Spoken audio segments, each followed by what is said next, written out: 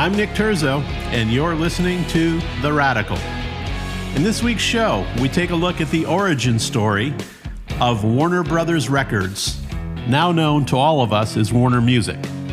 Some say from the 60s to the 90s, Warner and Reprise were the most artist-centric labels ever to have existed. Home to such groundbreaking artists as James Taylor, Paul Simon, Neil Young, Prince, Jimi Hendrix, and Madonna. Mo Austin, Lenny Waronker, and Joe Smith led a bunch of eccentric staffers to make Warner's one of the greatest entertainment business models ever. We will discuss Peter Ames Carlin's new book, Sonic Boom, which explores the 3 decades of Warner's business dominance and abilities to catapult artists to their greatest heights. My guest this week is New York Times bestselling author Peter Ames Carlin. Coming up, my conversation with Peter Ames Carlin.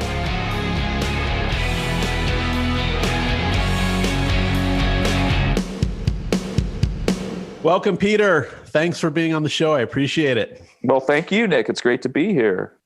So I just read your new book, Sonic Boom, which is the history and the origin story of Warner Brothers Records, focused on both Mo Austin, who's a genius, and Lenny Waronker, his co-conspirator, who's another genius, who I adore both these men. So it was fantastic for me to be able to dig into this book.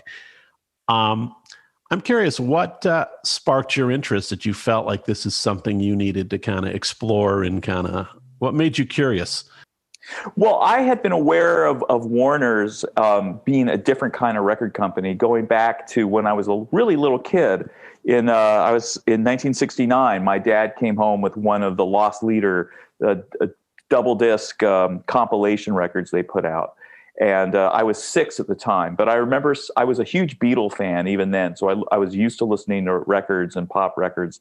And this was not Beatles music by any stretch. I mean, a lot of it was brilliant, but it was all over the map. I mean, this record had everyone on it from Neil Young to Van Dyke Parks to the Fugs to like Joni Mitchell and just this wide, and Peter, Paul and Mary and Theo Bickel. I mean, this wide variety of people. I think Ella Fitzgerald was on it and Fats Domino. I mean, but it was the liner notes that were just hysterically funny. And also it just radiated this kind of counterculture vibe that you didn't get from other major corporations. And that was part of the persona that had been developed while the company was changing, while they were developing their sort of counterculture hippie sort of roster. Their ad man, Stan Cornin, had created this very, very funky counterculture voice. And I just remember this part of the liner notes where they're actually promoting the other records in the Lost Leader thing, $2 for 2 full records of stuff. And I remember there was part of it where he said, like, just in case you're skeptical of corporate record companies, as well you should be. You should. And it was like, whoa, he's like copying to the fact that, he was saying, like, talking like, we're not 100% benevolent. The idea here is that you're going to buy this record for cheap, and then you'll get turned on to these artists and buy the rest of their records for full price. And it was like, and then, as I got older and, my tastes, matured and broadened, I every time I would look at my record collection, I would realize that an enormous percentage of all my favorite artists were on Warner's or on one of their associated labels, like, if not Reprise, then Sire Records or even like Capricorn or Island or places like that. And eventually, you look back and you realize it's like this, every era had these enormously successful artists who were also like the best artists around, and like James Taylor, Neil Young, Joni Mitchell, and then like Fleetwood Mac and and then Prince, and then the Replacements on Sire, and R.E.M. and Talking Heads, and it was just like era after era after era where like all the greatest bands were on Warner's or Warner's affiliated labels. And so I always had this sense that this is a special place. And then in 2013, I was working on this book about Paul Simon. That was my previous book. And I went to talk to Lenny Waronker in Burbank. And, and I knew Lenny's name and he had produced or co-produced dozens and dozens of my favorite records. And then when I went to see him, and he had been president of the label for a dozen years during some of their most successful periods. He's like a legend in the music industry, but he was working out of this tiny little like basement office with like a light well and no room because all this crap was all over the place. And he explained to me how, he had left the company with Mo in the mid 90s, but and then worked at DreamWorks for 5 or 6 years. And then they left that company or sold it and sold their interest in it. And then he was retired. But then eventually Tom Whalley, asked him to come back. They wanted to do a sort of reformation of the golden era of Warner Brothers. And Lenny explained to me that he said he would come back under one condition, and that was that he could have his first job back, which was basically being a junior A&R guy. He didn't want to have any seniority. He didn't want to have any executive authority. He was saying like all that corporate bullshit. I don't want anything to do with any of that. I just want to make records, and because he had been a producer to start out with. And then he explained how when he came in on his first day, they started taking him to this big executive office on the big executive office floor. And he said he stopped and he said, wait a minute.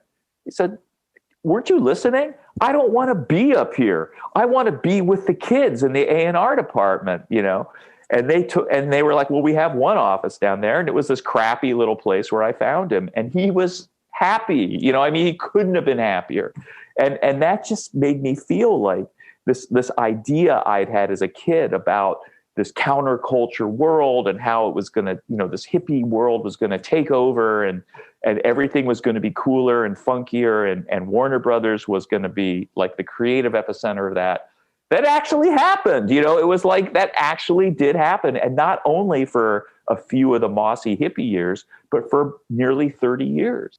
Right. And what's interesting, and it's hard to convey this in today's world or marketplace, each of the labels kind of had their own brands. I mean, and there was a loyalty to those brands back then, whether it was, Columbia where I worked and, Big Red, and certainly had loyalists there too. So it was interesting that each one of these built their own cultures, even that the consumers responded to, which today would be kind of unheard of. Yeah. Well, Warner's was actually two labels that got woven together in 1963. The first, Warner Brothers Records, which was founded by Jack Warner at the movie company, who was tired of like movie actors like Tab Hunter having hit singles and suddenly they're under contract to him, but suddenly they're making a mint for Dot Records. And he couldn't tolerate that. So he got him to start this record label. And at first, it was like no rock and roll. Like it was, you found a label in 1958 when rock and roll was taking over, and you go no rock and roll. And 2 years later, Frank Sinatra started Reprise Records, sort of as a boutique record for his favorite artists, jazz artists, and sort of the Rat Pack, Rat Packy type of guys and everything, saloon singers. And, and he had a lot of cool artists, and he was incredibly popular. But again, Frank hated rock and roll. But he didn't hate it as much as he hated going broke. And so after a couple of years, then they eventually, he began to sort of crack open the door a little bit, and he let his, the sort of the day-to-day manager, then a young executive named Mo Austin, and to sort of let him bring out a couple rock and roll type stuff. And the labels, they sold, Jack Warner, in order to get Sinatra under contract as an actor, agreed to buy his money-losing record company. And that's when Warner and Reprise got knitted together. But even then, Mo was very, very set on, and the management of Warner Brothers were smart and allowed him to do it, was to say, look, we need to keep these labels separate because you guys have a very specific identity and Reprise has a very specific identity. And if we keep them separate, we'll both appeal to different audiences and theoretically sell more records that way. And I know there was a lot of players in the book too. Was it ever a challenge for you, kind of like, this is turning almost into a Mo Austin, biography, and you know what I mean? And or is this a Warner Brothers story? Or, you know what I mean? The two were so entwined. Yeah. What was that challenge like for you to be able to tell the story based with that kind of going on, the entwined personality? That's how I always wanted to do it. The challenge in the beginning was, the fact that, and I heard this from a bunch of people, like when I first began to reach out to these former executives and to, and try to sweet talk them into talking to me. And there was a lot of interest in doing it, but everybody, because there hadn't really been a real major book about Warner's that hadn't come out of Warner's, because there was the book that Warren Zanes did that came out for the 50th anniversary of the label that was great, but it was, an in-house project, and it had a lot of great art in it, and had, Warren wrote some stuff, and then he worked with other people who would, artists and producers and executives, and they put this thing together. But in terms of a real sort of outside, boots on the ground type of researched biography, that hadn't happened yet, and they had done so much special stuff, it was kind of like, how does this not exist? And a lot of the executives felt the same way, but everybody was very concerned that they didn't want to, they didn't want to step on Mo Austin's toes. And Mo was very opposed to, definitely he never liked to cooperate with writers and stuff. He didn't give a lot of interviews, unlike people like Clive Davis and other executives who were a little bit more sort of engaged with their own profile. Mo never had a publicist. He refused almost every interview request, and he never, ever talked about his life. But I found him at the right time, when, and I think people began to, I met some of these folks and talked to them, and I apparently made a good impression, because they began to call Mo and say, we'd like to talk to this guy. We think it's about time for this to happen. And, and Mo was like, oh, well, and eventually, his son got involved, Michael Austin, who's also brilliant. And Michael, I think, strong-armed him into saying, Dad, you should at least meet this guy. So we went out to lunch, and he sort of got what I was trying to do. And he was super cool and fun to talk to. And then 7 months after that, he said, okay, I'll cooperate. And then it took about 8 or 9 months after that to finally get him to sit down and take time to be interviewed. But I always knew that it was the personalities, the people that ran the company, that were going to ultimately were going to be in some ways the center of the book, because organizations are groups of people, and a record company is defined by its artists, but also the people who run the place. And especially in a place that was such an artist-friendly, music-friendly, sort of passion-filled place that did things so innovatively and so creatively, it became clear to me that this was really going to be a book about the people who ran this place and what it was like to work in those offices and to be a part of that organization. The woman who was, I had a handful of editors on this book for a bunch of reasons that we don't need to go into here. But and finally, the woman who was the editor for most of the creative, sort of envisioning of the book, said at one point, she said, because generally I write music books, and write about musicians and artists and stuff. And she said something that had been on my mind, and I wasn't quite certain how to break it to them, because, they knew me as a music writer. And she goes, this book is really more of a business book than a music book, isn't it? And I was like, exactly. And she's like, that's great. And I said, you're great. You totally get it. And that's what this became. It was a book about, but it was about art, record company executives and business people who understood that in order to run the best way to run a successful art company is to make the business people think like artists, not make the artists think like business people. And that was a completely counterintuitive way of going about it back then, and remains counterintuitive. And the fact that Warner was the most massively successful company for decades didn't convince anyone at any other company that they should try to do it that way. It's amazing how stubborn sort of the corporate culture mindset can be. Right. And how did you, you got into it a little bit, but so you conceptualize doing this. Does a publisher come on board? Do you start your lobbying campaign so you have access before a publisher comes in? What was the process on this particular book? Well, in this one, I spent a lot more time working on the proposal than I ordinarily do, because I needed to, I had this idea, and, wow, I'd really love to do this book about Warner Brothers Records. Like, I know there's a terrific history here, and there's all these great artists, and everyone kind of comes together. It's like this union of amazing personalities, everybody from Frank Sinatra to Jack Warner to, guys like Mo Austin and Lenny Waronker and Joe Smith. We can't forget Joe Smith. That guy was a huge, huge part of the envisioning of the golden age of the company. And Steve Ross, being such, what a sugar daddy he was. He really, what a support system. So. Exactly, because Steve Ross is like, the rarest among, these corporate CEO types, because he knew that he didn't know everything. And he especially knew that he didn't know how to run record companies. So he just made sure he had the smartest guys, the most successful people. And then he said, just go ahead and do what you do, and if you don't want to talk to me all year, that's fine. We'll have one conversation about numbers. And if that goes well, you don't have to talk to me for a whole other year, just do what you do.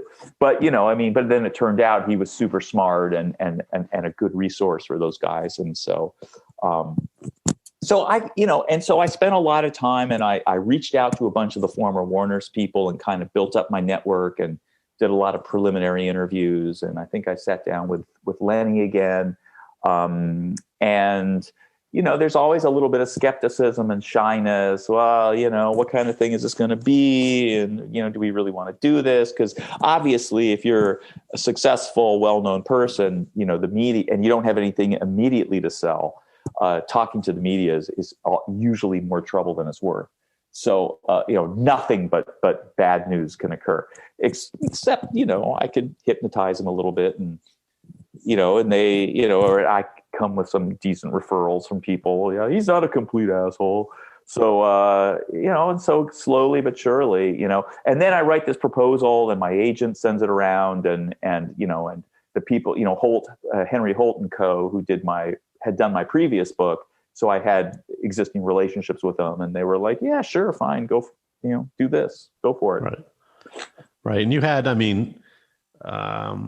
you did a Paul Simon book, and then you had the Bruce Springsteen book, right? Which was very well received, right? As kind of a real thorough telling of Bruce's world. So, and is that interesting to you? Because in there somewhere, there had to be some Columbia record or record company themes in there somewhere. I didn't read it, so I'm just assuming. Sure, yeah. So it's kind of interesting because you were kind of in each opposing camp to some degree, Warner Brothers and then Columbia. Yeah. Well, but there was a lot of sort of back and forth in their stories because they were such, heated competitors for so long.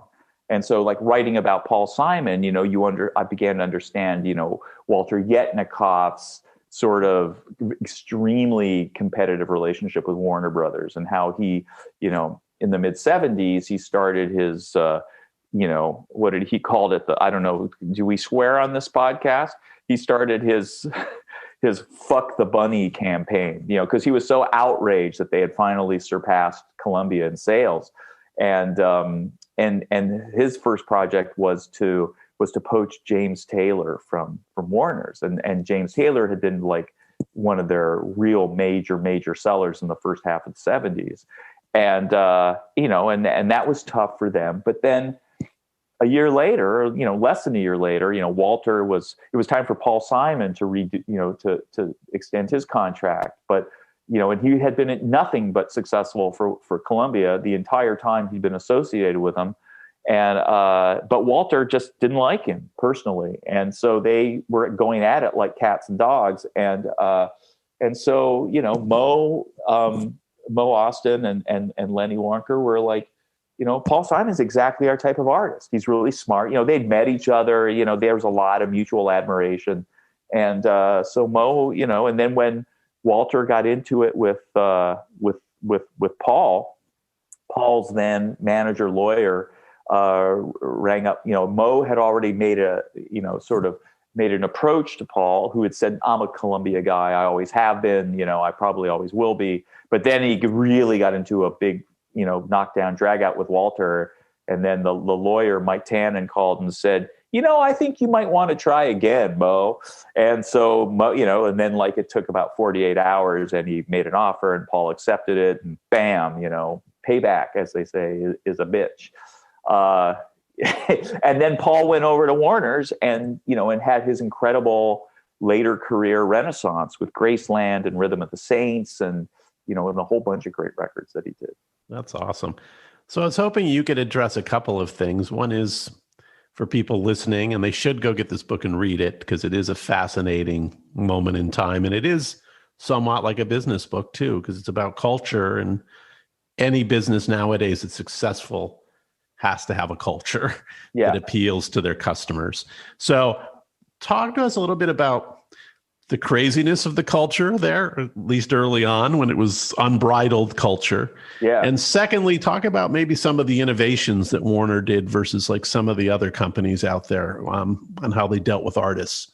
Well, Mo Austin and Joe Smith, were in the 1967, were kind of the sort of, Mo was basically running Reprise Records, and Joe Smith was running Warner Brothers Records, and they were basically the same company but two different labels. So they each had 3 or 4 unique employees. There was the day-to-day president, who they just called the company manager or something, and that person had a secretary and an assistant who also had a secretary. But other than that, all the other A&R and all, and promotions and all the front office and back office stuff was the same company. But they began in around, in the mid 60s or so, they began to crack open the door a little bit and let them bring in rock and roll artists. And the first one who was really successful for them came in through Mo at Reprise, and that was the Kinks. Because they had a deal, a distribution deal with a label in the UK called Pi, and Mo noticed that the Kinks had this single that was leaping up the charts in the summer of 1964, and that was "You Really Got Me." So he worked a deal where they agreed to distribute it in the US, and it became a smash hit. And they had 3, 4 smash singles in a row, in the second half of 1964. And then by 1966, they suddenly have way more leeway. And within the space of a few weeks, in the fall of 66, Joe went up to San Francisco and signed the Grateful Dead. And Mo, developed this, was reading the English music papers and became aware of this guy, Jimi Hendrix, who was this wild guitar player who only had one single out. But what Mo was noticing was all these reports of these shows that Hendrix was doing. And when Hendrix gave a concert, it would be attended by, say, all 4 Beatles and Mick and Keith from the Stones and Eric Clapton. And he was like, why are all the biggest stars of English rock and roll going to see this one guy? This guy must have something going on. So he signed Hendrix. And then in the first half of 67, or in 67, they put out those records. The Grateful Dead didn't do very well, but Hendrix sold, I think, 3 million copies of his first record by the end of that year. And, and at the same time, then there's the Monterey Pop Festival, and the entire music industry suddenly gets hip to psychedelic music and everything. And right after that, Mo, now having the authority to sign anyone, he and Joe to sign anyone they want, he went down to the A&R guys, and he made the sort of mission statement that changed everything for that company. And he told the A&R staff, he said, look, we need to stop trying to make hit records. Let's just make good records and turn those into hits. And he went to Lenny Waronker, among others, and said, the young guys in the A&R staff, and said, find me the coolest artists, and I don't care if they have hit songs or not. And so Lenny went out and brought in Randy Newman, who he'd grown up with, and and in very quick succession, they had Captain Beefheart and Neil Young and Joni Mitchell and the Thugs out of New York and Tiny Tim and freaky artists, and by and large, a lot of these people didn't seem like they would, they didn't sound like anything that was on the top 40. But what Mo and Joe also realized was that the top 40 AM radio and, wasn't going to be the be all and end all of pop music anymore, because they understood that this generation of baby boomers who had been teeny boppers in the early 60s were growing up, and they had graduated high school, and they were in college or they were out of college. And not only were they way more sophisticated than music fans had ever been before, but that they were they were starting to work. And when you start to work, you start having money to spend. And when you have money to spend, you buy shit that you like. And, in the music industry, they'd always assumed that when these kids get more sophisticated, they're just going to start listening to Sinatra and cool jazz artists and everything. But what Mo understood is, no, they're not. They're just going to want to listen to more sophisticated rock and roll music. So those were the artists they brought in. And then they were patient with them. They signed people with the understanding that you can make any kind of record you want to make, and we're going to support you. We're going to put this thing out, and if it's not a hit, that's okay. The next one will be a hit maybe, or maybe it'll take you more records than that to make a hit. But if you're making records that are good and you're growing an audience slowly but surely, and you're touring and you have a core group of people who are following you, the idea they had was, we're gonna stick with you and let you grow. And our assumption is going to be that once you have a catalog of albums and you start to connect with people, you're going to develop an audience that's going to be enormously loyal and are going to go back and buy the earlier records. And eventually over time, we're going to have this deep catalog of albums that are going to be that are going to sell year after year after year. And it was like nobody had thought about it that way, except for people like, Mo had come up through Verve Records. That was a very sort of a niche jazz label that had all the best jazz artists. And so his idea was to just, let's do this in rock and roll. And it worked perfectly, and nobody else in the industry imagined that was something that was going to happen, and at the same time, culturally, he began to hire younger and younger people to work at the company. So instead of these professionals who had been, done a great job in the company, in the industry for years and years, those guys began to kind of shuffle out. And he brought in like 21-year-old people, 22-year-old people, and not music industry people. He liked to hire teachers. He just hired smart people. And he said, okay, why don't you work here and figure out how this job has always been done, and then find a new way to do it, and he had these, these kind of slogans came down through the years, like, and Mo's favorite thing to say is, why do it their way? Come up with a new way to promote records, come up with a new way to advertise records, and one of the major things was the persona of the company. And Stan Cornan, who had been a liner note writer and sort of the editorial director, or, whatever that was, they hired him to be the ad man, largely because he hated advertising and had never written an ad before. And so what he figured out was, it's like, well, let's come up with an entirely new voice. Let's appeal directly to music, to music buyers, and speak to them in their language. And so he developed this series of full-page ads that were almost like absurdist comedy about the music industry.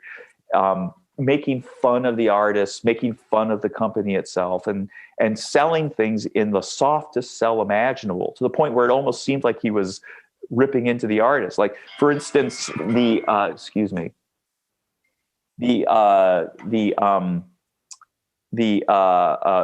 ad for Randy Newman's first record was he would do these ads that were full page ads, and he'd put them in like alternative magazines like Rolling Stone or the underground newspapers in all these cities, because you could buy that advertising really cheaply.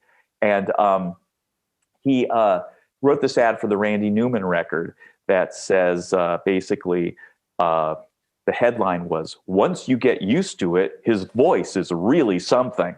And it was in a big picture of Randy, and then this essay sort of saying like, okay, this guy's got a weird voice and he writes these strange songs, but all these artists think he's the greatest. And it talks about this, and the reviews have been fantastic. And Van Dyke Parks' first record, his first album was called Song Cycle, that came out in late 67. And it was a very avant-garde piece of work. It's electronic and weird and modern classical and folk and all this stuff sort of rolled into one, and it got these amazing reviews, and people were calling it the album of the year. And that was in 1967, when also, one of the other albums that came out that year was Sgt. Pepper. It's like not a bad year to be called the album of the year, but they couldn't give the record away. I mean, it sold like south of 10,000 copies.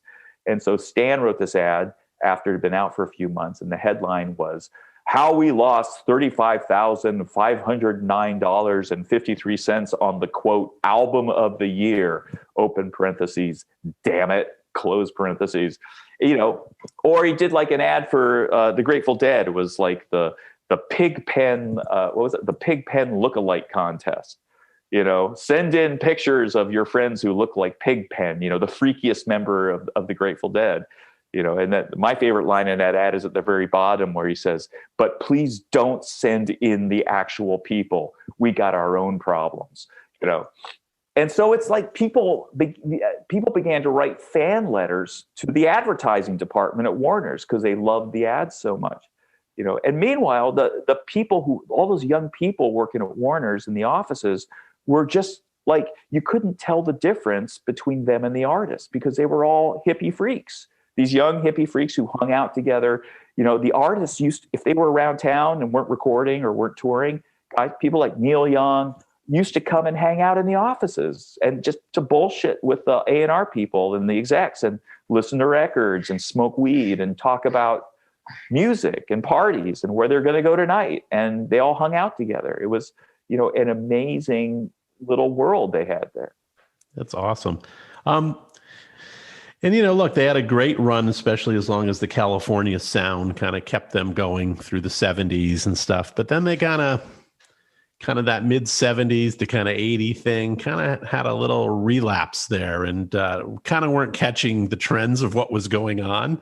Yeah. Can you speak to that a little? I mean, unfortunately, they had the money that they could acquire maybe a company or two that were in the space. But can you talk to that a little bit? Yeah, sure. Well, that was another part of Mo's strategy. Which was basically like, if we have our A&R team and we have our guys and we have our strength, but if there's like a subculture where music is coming out of someplace like the Deep South, you got Capricorn Records, this independent label, and they got the Allman Brothers, and they've got these other Southern artists. It's like, well, we don't really know that, but we could just buy Capricorn or do a distribution deal with them. And suddenly, we're in the Allman Brothers business, and they completely miss the sort of punk new wave scene coming out of New York. But Seymour Stein didn't miss it, and he had Sire Records. It was an independent label, and he had all these big artists, but he didn't have a lot of money, and he didn't have the greatest distribution. And so Mo did a deal with Seymour. It's like, why don't we, distribute Sire? And then a couple years later, they did a deal to buy it outright. And so now, this company that had missed punk and new wave, well, guess what? Now they're in business with the Talking Heads, and then Seymour signed Madonna, and then the Replacements and all these really cool bands in the 80s. And so it was like, success built upon the success. And yeah, and then they began to hire people other people to bring into Warner's and Reprise to sort of expand their purview a little bit. And so, but it's difficult, you're hip, you can be really hip and define hipness for maybe 5 years. And then that, the revolutionaries become the institution, and rock and roll by and large isn't all, tends to resist institution, and people are looking for the next radical thing. The thing I was surprised at, knowing both men, was when you sat down with Mo for those 20 hours or whatever that you guys spent together.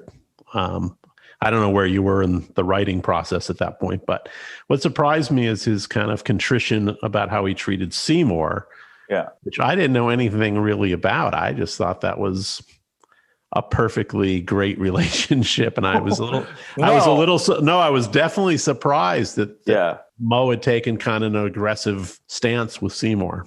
Well, Seymour was in some ways like the anti-Mo. Mo is very cool. He's a very sort of intellectual character. He's very, he's very kind of cool. He doesn't yell. He gets pissed off, but he doesn't yell. He finds other ways to express it. And for all that Mo is like this hip guy, really sweet, really warm. He was also a real hard ass businessman, by his own estimation, by everyone's estimation. It was like somebody said, Randy Newman said that trying to do a contract, and they loved Randy Newman, and they had him on the label forever. And he grew up with Lenny. They were best friends from the time they were toddlers. But he said trying to negotiate a contract with those executives at Warner was like talking to mortgage bankers. Somebody said to me the other day, he said, trying to negotiate with those guys at Warner's, it was like they would take the skin off of you, because Mo would get a number in his head and he wasn't going to budge.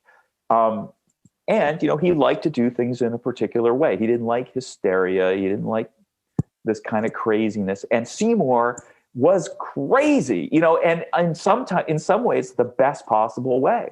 But he was like this ball of fire rolling around, and he would sign, hundreds and hundreds of different artists. But the thing is, he also had great instincts. And so some of these artists that he would sign would be, I don't know, Madonna, great call, Seymour, or he signed the Talking Heads, and he signed all these people out of CBGBs and dance artists and people that Mo and the people in Burbank at Warner's didn't know existed. But, they did this deal to buy Sire, and then, then the 80s happen, and Sire brings in like the hugest artists into the Warner world. And suddenly Seymour's got a little seller's remorse, because he felt like he didn't do a good enough deal, and he wanted to renegotiate the deal. And Mo was like, doesn't like to renegotiate deals. It's like, you make a deal. We made a deal. This was the deal. We're going to stick with the deal, and to his credit, he would do the same thing. People would make bad deals and he'd be like, oh, but did you, and somebody told a story where he gave away something, in a completely different deal that he should never have done just because he got careless or made a dumb mistake. And Mo was like, he goes, oh my God, I can't believe he did that. He goes, well, it's okay. It's okay. He goes, I didn't sign anything, so we can get out of it. Mo said, yeah, but did you agree to it? Did you shake on it? And he goes, yeah. And he goes, then that's the deal. So Mo, it went both ways, but Seymour got under his skin in the worst way.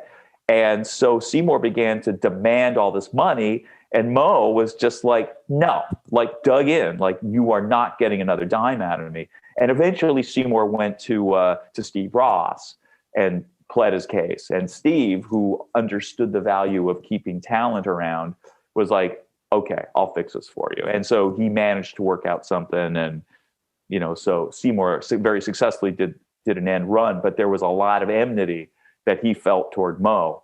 And, that was, I guess, mutual. And then when Seymour's book came out a few years ago, he really went after Mo in a way that was both, that I think he overplayed his hand, and he made some accusations and some assertions about Mo that just couldn't possibly be true, and diminished him in a lot of ways that just, unfortunately, I think made Seymour look worse than Mo. But Mo got the message, and when I spoke to him, he was like, yeah, that's a big regret. Like, he said, like, I was an asshole to Seymour and I shouldn't have been.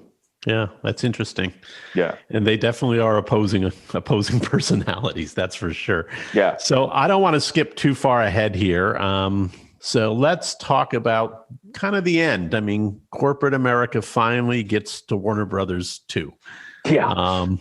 And it's one of the most spectacular soap opera endings ever in the history. I mean, all of us that did this for a living back then were totally glued to like what was going on here with this Morgado guy and everything, Right. and the destruction of this label. Right. For no fascinating reason.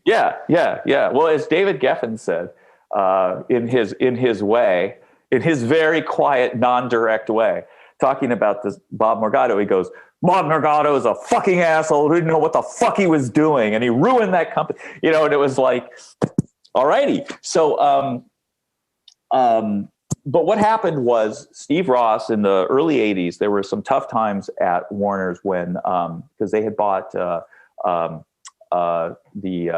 video game company from Japan, whose, of course, name is conveniently slipping out of my brain at the moment. At any rate, and they made a fortune with these guys. And until suddenly the worm turned, and very, very quickly, nobody wanted those games anymore. The wheel had turned. And suddenly Warner's was in huge financial trouble because the golden goose had just suddenly keeled over.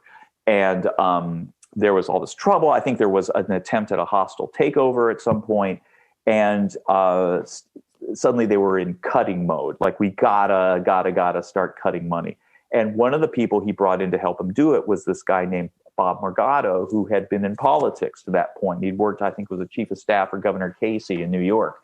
And one of the things Morgado did particularly well was sort of be an axe man, come in, hatchet man, come in and figure out who's got to go and walk into their office, with a chainsaw and walk out covered in blood. And a lot of people don't like doing that. You don't like to end people's careers, and some people are gifted at it. And he was one of those guys. And so as Morgado began to rise in the company, he really, really wanted to get control over the music companies. And that was sacrosanct to Steve Ross. And Steve held the line on that until he got sick in the early 90s, and he got cancer. And as his energy waned and he had to spend more time fighting the disease, Bob Morgado's brief got bigger and bigger. And then when Steve Ross passed away in 92, I think the end of 92, then Morgado got control over the music part of the thing. And he really, really resented the amount of independence that Ross had always given the record company guys, not just Mo and Lenny, but also Ahmet Erdogan at Atlantic, and then the other major label or two that they had at the time, it's been a while since I've had all this at the tip of my tongue. But and essentially he wanted to disempower these guys, because Ross had always given them that marching order of run your company the way you want to run your company. You know what you're doing, and I don't. And as long as you're not losing money hand over fist, it's going to be great. He'd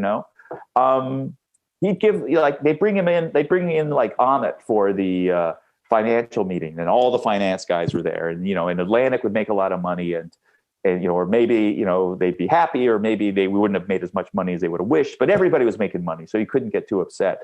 And then they'd say, well, what's your plan for this coming year, Ahmet? And Ahmet had a stock answer. He'd say, well, we're going to release some records. Some of them are going to be hits, and some of them won't be. But we don't know which until we release them. So we'll let you know next year. And they'd be like, He said, that's all I can tell you. So Morgado didn't want to hear that kind of shit from these guys. He wanted to have control over them. But, and guys who were as independent as Ahmet and as Mo, who was off on the West Coast, like way, way, way out from, you couldn't just walk into his office and kick him around. And Mo was, very, very set on his independence. And his contract said specifically, nobody in his company, I answer to Steve Ross, period. And that's it. The CEO of the company, nobody else. And Morgado really, really resented that. And so when Steve passed away and Morgado sort of flexed his muscles and got control of the music thing, It was about a year or two before Moe's contract was due to be, renegotiated and set forward. And basically, what Morgado said was, you're not just going to report to the CEO. You're going to and not just report to me. You're going to report to my underling, who will report to me. And Moe is like, I don't think so. And that was Doug Morris, right? Who he had brought in, right? And so Doug Morris, he'd elevated Doug up to that position. So right. And so there was a lot of, it was just political maneuvering, essentially. And unfortunately, what happened was, Morgado offered him, Moe's contract. But even the contract, if he had signed it, they were usually 5-year terms. The deal was, you'll be CEO for 2.5 years, and then you're going to step back and we're going to install the person who you anoint as your successor, who everybody knew was going to be Lenny Waronker, to be the chairman of the company. And then you'll be sort of like the chairman, emeritus or whatever, and then you'll be gone. And Moe is at the time, he was in his 60s and good health and on top of his game. And the company was doing great. That was the thing that didn't make any sense. It's these guys have made a fucking fortune year after year after year, just unfathomable amounts of profit, with a few downturns here and there, but largely just astounding amounts of money. And it wasn't good enough. It's what else do you, and I think what these corporate guys came to believe is that making hit records is just like making any successful product. You figure out what the equation is and you solve for X and you just keep plugging X back in. But that's not how pop music works. You have that gut thing, and either you have it or you don't. And so he gave him this contract, and Moe was didn't sign it and didn't sign it and didn't sign it. And finally he was just you know what? Screw it. I'm gone. And so at first they went to Lenny and they were like, will you please take over as the chairman? And Moe said, you should do that. Be the chairman. And Lenny said, okay. But then he thought about it and then he was like, nah, I'm out of here too. And so it was the defenestration of the king and the two kings of this company for reasons. And it wasn't and the amazing thing was that the company wasn't struggling. The company was kicking ass and hauling in unfathomable amounts of money. But this Morgado guy just figured well, anybody could do that, I guess. How hard could it be? It's harder than you think. And within months, artists wanted to leave, executives were bailing out. It was a nightmare. And within 6 months, Gerald Levin, who was then the CEO of, the chair of Warner, what was then Time Warner, called up Moe and, invited him to come down to Mexico to hang out for a weekend or something, and just basically said, you need to come back. I want to hire you back. And Moe was like, well, I'll never work for Morgado. He's like, no problem. I'm firing him no matter what. But then they still couldn't work out the deal. And again, it came down to the question of autonomy. And that just wasn't going to work out. So that, he and Lenny went over to Dream, helped, worked for Spielberg and Katzenberg and Geffen over at DreamWorks and created the DreamWorks label. Right. And that was the time, no matter what label you were at, including when I was at Sony and Columbia, that the MBAs kind of took over. And it was a real struggle between us A&R guys and the creative, because we'd give them fits and starts because what we did had nothing to do with trying to fit into their modeling. Right. And drive them crazy. Well, when I used to be a TV critic, which I did for about almost 10 years, it was always, I quickly learned that virtually every fantastic, culture changing show, like Seinfeld, was an accident. Somebody in the corporate hierarchy fucked up and allowed this to happen. And had they been able to do it over again, they would never have allowed it. But so what happened is, for whatever reason, they, with Seinfeld, they let Larry David and Jerry Seinfeld do their own show and created and invented on their own and for whatever reason, there wasn't enough oversight for them to stop them from doing, coming up with their radical, no hugging, no learning, ideas. And the show, slowly, whatever, it became an enormous smash hit. And when it was an enormous smash hit, the lesson that the corporate guys got wasn't, we should let really smart, creative people do whatever they want. Their lesson was, you know what? What we need are 4 youngish urban people who hang out together and put them in a city. And that's what we'll do. And so Friends worked. That was the one that was, the one that worked. But there was another dozen or dozen and a half similar shows that were just like, this is stupid. It looks like Seinfeld, but it is so not Seinfeld. And that's what, you see that happening in the music industry. It's the hard thing is to take a flyer, to actually say, hey, let's stop trying to make hits. Let's just make good stuff and turn those into hits. Precisely. So before we wrap up here, I'd like to always talk a little bit about creativity a bit. And now as a writer, you've written, how many books is this now? Is this 3 or 4 for you? What is? Oh, Lordy. That's more? Actually, I think the Warner's book was, let's see, the first one I did was about Brian Wilson. Then I did this book about Paul McCartney, then Springsteen, then Paul Simon. So the Warner's thing was my 5th book. 5th book. Okay. I was off by 1. So yeah, close enough. So tell me, what is your process then as a writer? What keeps you engaged? How do you face it every day, that blank page? And is it is it always topically driven, an artist or personality driven, or is there other writing that appeals to you? Well, I've been at this writing professionally since the mid 80s. And so and I was a journalist and a freelance writer for a long time. And then I worked at People magazine and just, was a senior writer there. Then I was a TV critic for a lot of years and then wrote features and stuff. I write about, and I've gotten to the point now as an elderly man, it's been around for some time that, I'm in a very fortunate position at the moment where I can kind of write about what I want to write about and, assuming there's an audience for it. And so, it's like my next book, the thing I'm working on now is about R.E.M., and so it's like, the calculus when I'm trying to come up with a book idea, something that's going to sell is like, well, whose music, what artist or what group of people are interesting to me that I actually want to spend like the next year or 2 or 3 just like being obsessed with. And is there what's already out there about them? And is there space? And it's often really surprising to realize, oh, wait, no one's written a biography of Bruce Springsteen in more than 20 years. And Bruce Springsteen's a pretty popular artist, there seems to be room for me to do something here. And, and then that kind of comes together like that, and so it's this calculus of who could I stand to, to think about this intensely for this period of time. And is there space on the shelves? Does the market, is someone going to want to give me money to do this?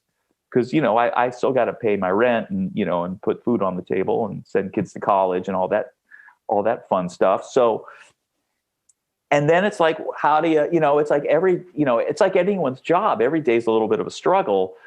Some days are horrible and some days are great, and it just sort of depends on the whims of the muse and your mood and your antidepressants or what your therapist has to say. And, all that stuff, it all kind of comes together. I mean, my work, I feel like is weirdly visceral. It's like if I'm in a particular, I can suddenly, it's like this combination of how much caffeine have I had and how much sleep have I had and how am I angry at somebody and can I channel these feelings into creativity and being able to think about something in a different way.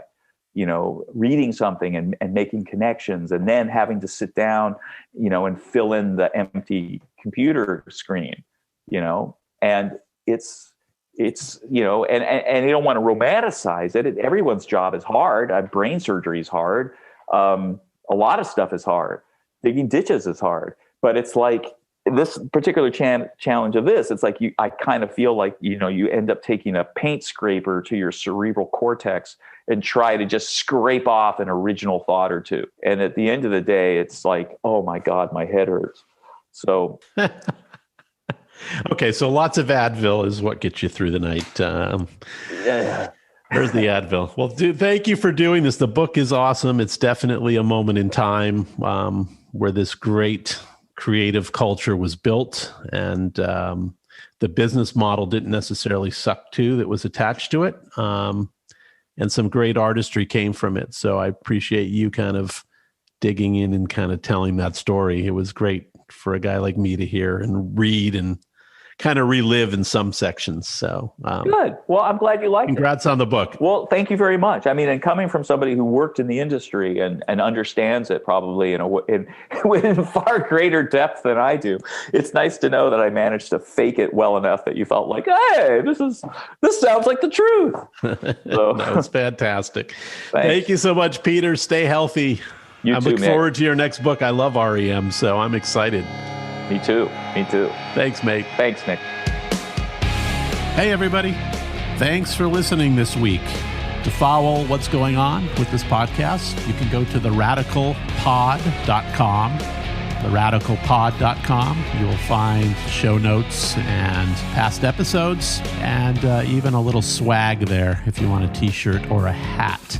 I would be honored if you'd subscribe at Apple or Spotify or wherever you get your podcasts.